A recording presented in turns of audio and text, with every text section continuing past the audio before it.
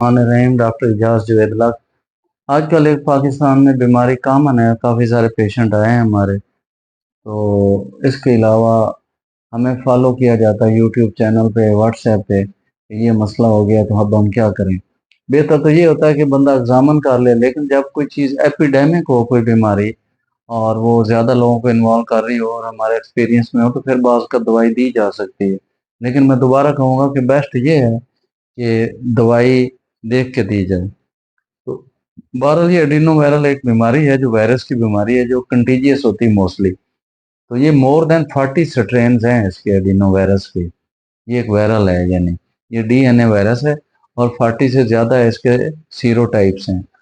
और इनमें एक सीरोटाइप ऐसी है जिसमें 3 और 7 ग्रुप है कि वो साथ रेस्पिरेटरी सिस्टम और आई को इन्वॉल्व करती है। और इसमें सिस्टमिक चेंजेस आ जाती हैं। पेशेंट को फीवर भी हो सकता है, पेशेंट को बॉडी एक्स भी हो सकती हैं, हेड एक भी हो सकती है और साथ आई भी इन्वॉल्व हो सकती है। दूसरी जो टाइप है, जो एपिडेमिक है, वो ज़्यादा कंटीजियस है। तो उसके सीरो टाइप्स हैं 18, 19 एंड 37। तो इसमें अमूमन आई इन्वॉल्वमेंट होती है। तो आई कैसे इन्वॉल्व होती है? ये जैसे मैंने कहा कि कंटीजियस होती है। फर्स्ट इंक्यूबेशन पीरियड होता है वायरस का, जब किसी को अटैक हो जाए तो 1 वीक का होता है। तो 2 वीक्स, 1 वीक के बाद नेक्स्ट जो 2 वीक्स होते हैं, वो स्प्रेडिंग स्टेज होती है कि उसमें वायरस शेड करता है, अपने आप को स्प्रेड करता है। तो इस दौरान ये बहुत ज़्यादा कंटीजियस होता है कि आपका रुमाल, टिश्यू, हैंड, तो मोस्टली ये होता है कि एक पेशेंट को आई की प्रॉब्लम हुई तो उसने अपनी आंख को मला, तो वो अननोइंगली जो दूसरे दोस्त से मिला तो उससे हैंड शेक कर लिया, और जो दूसरे दोस्त ने जिसने हैंड शेक किया वो अब उसने अपनी आंख को और लगा लिया। तो इस तरह हो जाता है पिल्लोज से और क्लोज फैमिली से कंजेस्टेड में। तो अमूमन देखा गया है, मेरी प्रैक्टिस में ये है कि जो सीजन होता है गर्मियों के बाद, जब बरसात आती है, या सर्दियों के बाद जब नॉर्मल सा टेम्परेचर होता है, यानी मार्च और अप्रैल में, उन दिनों में ये ज़्यादा होता है। तो मेरा मानना ये है कि एक्सट्रीम ऑफ जो टेम्परेचर है उसमें वायरस फ्लो नहीं करता, या प्रोग्रेस नहीं करता, या रेप्लिकेट नहीं करता। तो इसीलिए मैं लिटरेचर पढ़ रहा था कि इसके ट्रीटमेंट के लिए क्या किया जाए, तो उन्होंने कोल्ड वाटर कहा हुआ है।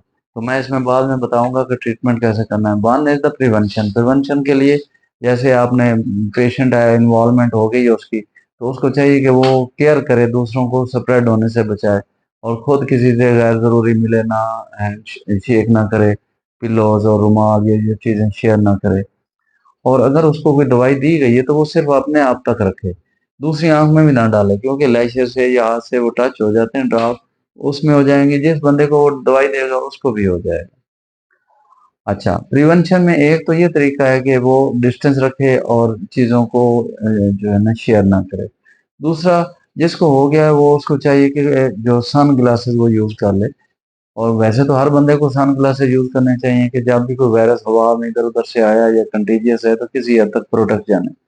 अगर किसी को ऐनक लगी है तो वो एक कुदरती उसको प्रोटेक्शन है। तो ये तो है इसका प्रिवेंशन। अब इसकी अलामत क्या है? जब वायरस का अटैक होता है, अमूमन एक आंख इन्वॉल्व होती है, और दूसरा जैसे मैंने बताया कि फीवर वाली कंडीशन है, रेस्पिरेटरी सिस्टम की, कफ की, तो वो दूसरी कंडीशन है। तो दोनों में आई में सिम्टम तकरीबन सेम होते हैं।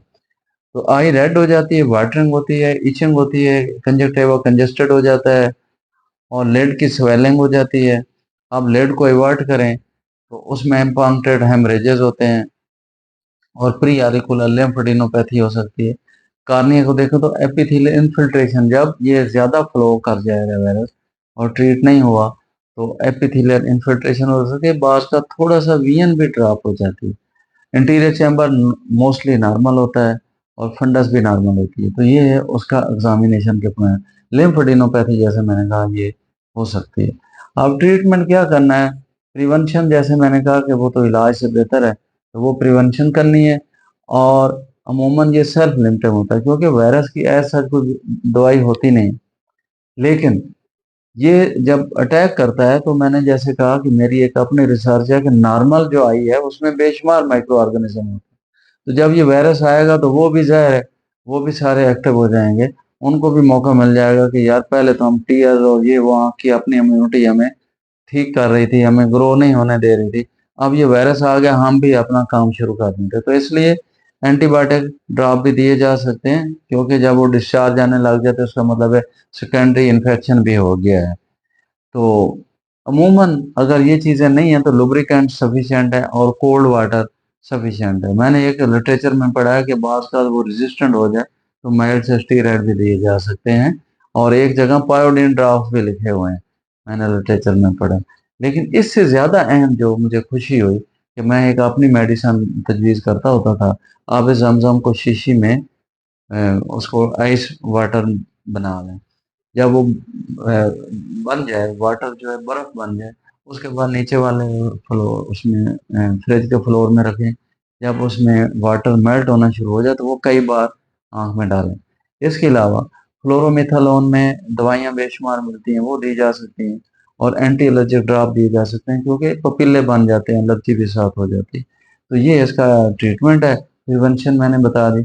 और परेशान नहीं होना चाहिए, और ये ठीक हो जाता है, इलाज कर लेना चाहिए। ये ना हो कि एपिथेलियल कार्निया की इन्वॉल्व हो जाए और वो फिर सालों साल महीनों रहती है और अमूमन ठीक भी नहीं होती। तो ये ट्रीटमेंट था, सारे दोस्त इसको सुन लें और इसको याद कर लें। इसमें फीडबैक का मुझे हमेशा इंतज़ार रहता है। डॉक्टर इजाज़ जुवेद लाख।